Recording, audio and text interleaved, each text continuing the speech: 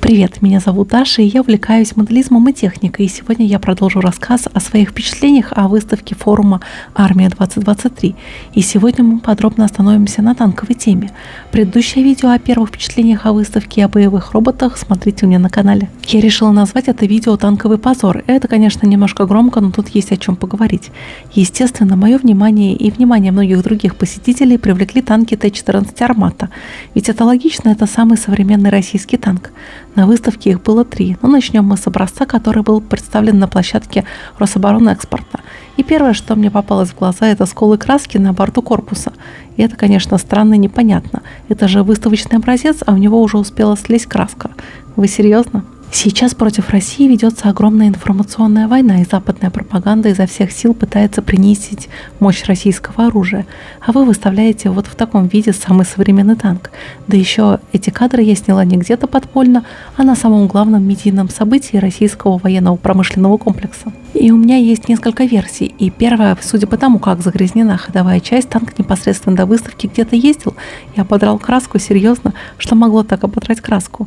На следы попадания каких-либо выстрелов это не похоже, значит, это повреждение при транспортировке, или же так обдирается краска от обуви танкистов, или же посетители успели так ободрать танк. И все эти версии не вызывают доверия к качеству лакокрасочного покрытия.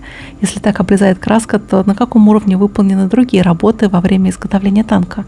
И вы поймите меня правильно, я понимаю, что боевые качества не зависят от количества сколов краски. Но это, как мне, диванному эксперту, кажется, что этот маленький нюанс характеризует общее качество пусть не самой техники, но как минимум ее презентации. И насколько было наплевать организаторам, что пусть даже обнаружив скол, можно же было прикрыть наполовину танка аутентичной маскировочной сетью. Ах да, еще комичность образа дополняет то, что это был стенд Рособоронэкспорта, организации, которая продает вооружение за рубеж. То есть они действительно предполагают продавать самый современный российский танк, а на то, что экспозиция ориентируется на иностранных заказчиков, намекает праворульный бронеавтомобиль «Тигр». Я не думаю, что Министерство обороны РФ планирует нападать на Великобританию или же высаживаться на Мальте. И самоход Комстав пустынной окраски. А увидеть, как я создаю модели танков в более мелком масштабе, вы можете на моем втором канале Dasha Models. Ссылочка будет в описании. А если вам нравится мой контент и вы хотите больше узнать обо мне, то приглашаю вас на мою страничку на Boosty. Ссылочка есть в описании. Там же вы можете поддержать мое творчество. А вот еще одна комичная ситуация. Снимая еще один самый современный образец российского вооружения БМП «Курганец», я наткнулась на лужу масла, которая была прикрыта картонкой. И повторюсь, что это я все сняла на самом главном событии российского оборонно-промышленного комплекса. И такие лужи масла я видела в танковом музее в Кубинке. Но в Кубинке стоят танки-ветераны, и им так полагается. Может быть, и даже простительно иметь такие лужи. Есть еще одно «но». Откуда вообще там масло? Двигатель у «Курганца» располагается спереди, а в задней части у него аппарель для посадки и высадки десанта. Ни трансмиссии, ни двигателя там нет и не должно быть. Или это вытекло масло из гидроцилиндров, которые открывают дверь. Тут нужна мне помощь зала. Вы знаете, откуда там масло? В моей группе в ВК я задавала вопрос своим подписчикам, что же это может быть. И были версии, что это просто вода, хотя погода в этот день была очень жаркая и солнечная. Так что вода должна была высохнуть. И также звучала версия, что маслом накапал трал, который привез эту БМП, но выставка проходила уже в течение 5 дней, и свежее масло должно было высохнуть. А также была версия, что это следы от солярки, которые могли солдаты натирать технику для придания блеска. Так что интересно услышать и ваши версии этой лужи. Но вернемся к основной теме видео. В своем первом видео о выставке «Армия-2023» я уже затрагивала тему модернизации танков Т-62. И в этом контексте интересно оценить, насколько продвинулась конструкторская мысль в этом направлении.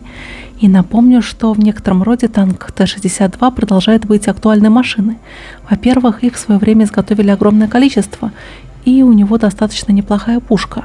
А в 60-е годы прошлого века она была вообще лучшей, но с момента разработки Т-62 конструкторская мысль в этом плане пошла немного дальше. И забавно, что в первом видео было очень много замечаний к моей фразе, что большевики наклепали очень много танков Т-62, и почему-то основная часть зрителей слово «большевик» воспринимает в отрицательной коннотации, что странно, ведь фабрику «большевичка» почему-то никто не стесняется. А технически буква «Б» исчезла из названия партии только в 1951 году, а танк Т-62 приняли на вооружение ровно через 10 лет. Но от переименования партии большевиков в КПСС суть особо-то не поменялась. Но вернемся к бесконечной модернизации Т-62. Те же самые большевики или советские конструкторы, сами того не понимая, а может и сознательно заложили огромный модернизационный потенциал этого танка. И напомню, что изначально танк выглядел именно так, а потом добавились знаменитые брови Брежнева, с которым Т-62 вошел в Афганистан. И использовался там танк как передвижная огневая точка, так как у противника танки отсутствовали и осколочно-фугасные снаряды отлично справлялись с живой силой. Но давайте же проследим конструкторскую мысль в динамике. На прошлом форуме «Армия-2022» танк Т-62М тоже вызвал немало интереса у публики. И напомню, что помимо блоков динамической защиты у танка присутствовала и характерная мачта, благодаря которой возможности танка существенно повысились. Электромеханическая мачта с многоспектральной гиростабилизированной оптико-электронной системой включает в себя тепловизоры, телевизионную камеру и лазерный дальномер. Система представляет собой подвижный по вертикали и горизонтали полностью стабилизированный блок, установленный на выдвижной мачте в кормовой части башни. В сложенном состоянии высота мачты составляет 1,3 метра, а в полностью выдвинутом 5. Наличие такого устройства позволяет экипажу обнаружить противника в любое время суток и в том числе в неблагоприятных погодных условиях. И как видно, на танке образца 2023 года этой мачты нет. И, видимо, по итогам боевых действий был сделан вывод, что такие возможности по наблюдению за полем боя танку не нужны. И напомню, что сейчас Т-62 используется в качестве подвижной огневой точки, а не как полноценный танк. Зато значительно усилили бронирование башни. И обратите внимание, что на прошлогоднем танке башня не усилена ни блоками динамической защиты и ни противокумулятивными экранами. В самом начале выставки меня удивила целая плеяда мохнатой боевой техники, и самый брутальный образец — это танк «Армата». И любопытно, что тема самого перспективного отечественного танка продолжает развиваться, и новые доработки делаются на основе полученного боевого опыта. В частности, характерная накидка служит для снижения как визуальной видимости танка, так и тепловой и радиолокационной. Хоть и танк создавался уже с учетом требований малозаметности, видимо, такой апдейт внешнего вида необходим даже для танка нового поколения. На выставке другие танки тоже были представлены в специальной маскировке.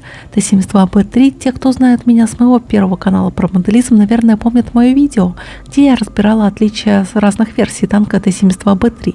И вот, судя по всему, появился еще один вариант самого распространенного современного танка России. Его отличительной чертой является усиленная защита. И обратите внимание, что даже ствол пушки с боковых сторон прикрыт блоками динамической защиты. И, конечно же, нельзя обратить внимание на характерный скворечник вверху башни. И это уже заводской вариант характерных козырьков против джавелинов, которые получили широкое распространение еще в начале 2022 года. И обратите внимание, что сверху козырек прикрыт блоками динамической защиты, что тоже вполне разумно. Российские танки впервые оснастили комплексом радиоэлектронной защиты от FPV-дронов «Тритон», работа над которым велась в специализированном холдинге лаборатория ППШ. Известно, что комплекс работает в 4 диапазонах частот. Управление «Тритоном» также может осуществляться дистанционно с выносного пульта, и он может заряжаться как автономно от аккумулятора, так и от бортовой сети танка. И это очень своевременное и актуальное решение. Копеечные дроны уже успели наделать очень много шума, и их можно либо сбивать, что не всегда возможно, либо подавлять, а накрыть все войска средствами радиоэлектронной борьбы невозможно, поэтому танкам нужно будет их возить с собой.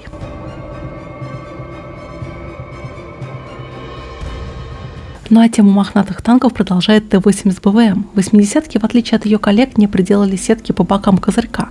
И, кстати, козырьки сделаны быстросъемными на болтах, и в случае чего их можно быстро демонтировать. Ну а разглядывая экспонат, сразу можно заметить, что такому апгрейду подверглась только башня.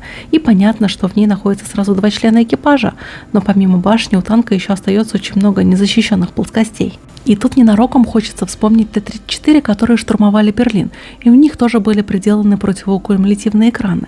Так что развитие техники идет по спирали.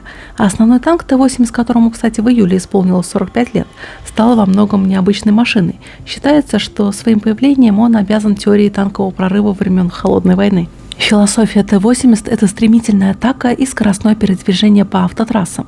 И в случае начала боевых действий советские танковые части, расположенные в Восточной Европе, могли за короткое время совершить бросок в любую часть континента.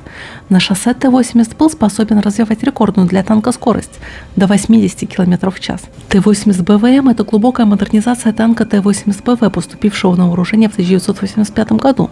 На новые версии 80-го устанавливается доработанный газотурбинный двигатель. более мощный и более экономичный, чем его предшественник. А для защиты от средств поражения противника танк оснащается комплексом модульной динамической защиты «Реликт» и противокумулятивными решетчатыми экранами. Такая защита способна обезопасить танк даже от попадания современных снарядов тандемного типа. А мохнателей также танк Т-90М, и только в отличие от предшественника на нем сделали ограждение башенной веранды.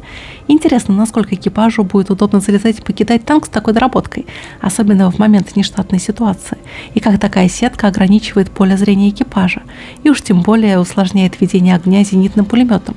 И также не лучшим образом веранда влияет на заметность танка на поле боя. Ведь танки советской танковой школы отличались своими небольшими габаритами по сравнению с западными коллегами, а с козырьками это преимущество несколько теряется.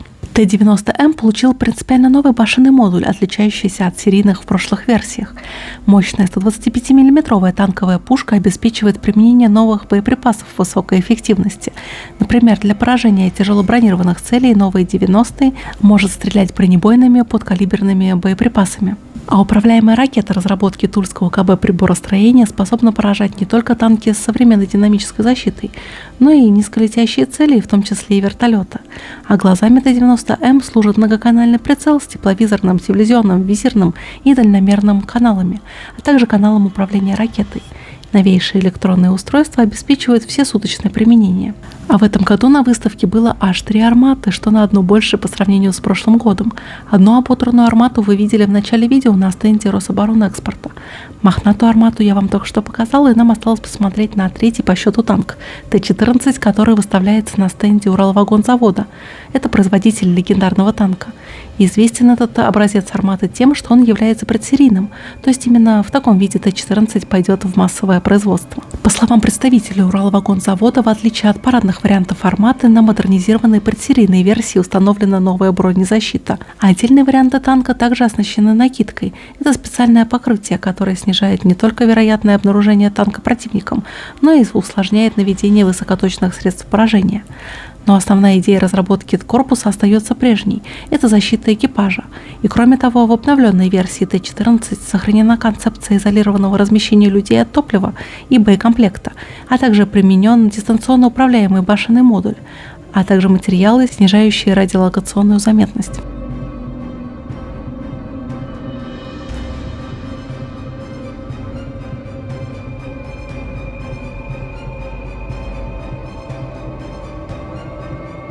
А также очень любопытный образец был показан на стенде Уралвагонзавода рядом с «Арматой». Это боевая машина поддержки танков БМП-Т-2. Первый терминатор выполнен на базе шасси танка Т-90, а второй, представленный на армии 2023, уже на базе танка Т-72. Это один из самых массовых танков в мире. Машина вооружена 30-миллиметровыми автоматическими пушками, управляемыми ракетами и также спаренным пулеметом. Терминатор-2, в экипаже которого, в отличие от первой модели, уже не 5, а 3 человека, способен развивать скорость до 60 км в час. Терминатор-2 дает вторую жизнь отечественному танку Т-72. На него устанавливается боевой модуль, современная система управления огнем, большой боекомплект, 860 выстрелов и комплекс управляемого вооружения, включающий противотанковые ракеты «Атака-Т». И машина позволяет вести длительный прицельный огонь, удерживать позиции и захватывать опорные пункты. Пушка Терминатора-2 может стрелять не только обычными, но и так называемыми умными снарядами. Научно-производственное объединение «Прибор» создало для 30-миллиметровой пушки умный снаряд с управляемым воздушным подрывом, и он предназначен для поражения живой силы противника в укрытиях, а также ракет и беспилотников. Обычный снаряд с контактным взрывателем срабатывает при попадении в преграду, а умный рядом с целью или же над ней. И этот принцип заимствован у зенитных ракет. А завершая тему самых интересных танков, я хочу вам показать вот такой вот надувной макет. Ага, скажут поклонники западных стран, вот ваши хваленые танки. И да, оказывается, что сейчас, в 2023 году, нужны такие обманные макеты. Хотя лично я не очень понимаю их сути на данный момент.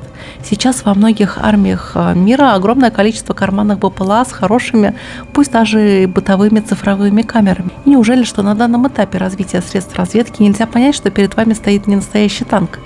Так что вопрос к аудитории. Неужели действительно сейчас нужны такие макеты в войсках? И вот такой рассказ о самых современных российских танках у меня получился. Что вы думаете об этих показанных экспонатах? Обязательно напишите об этом в комментариях.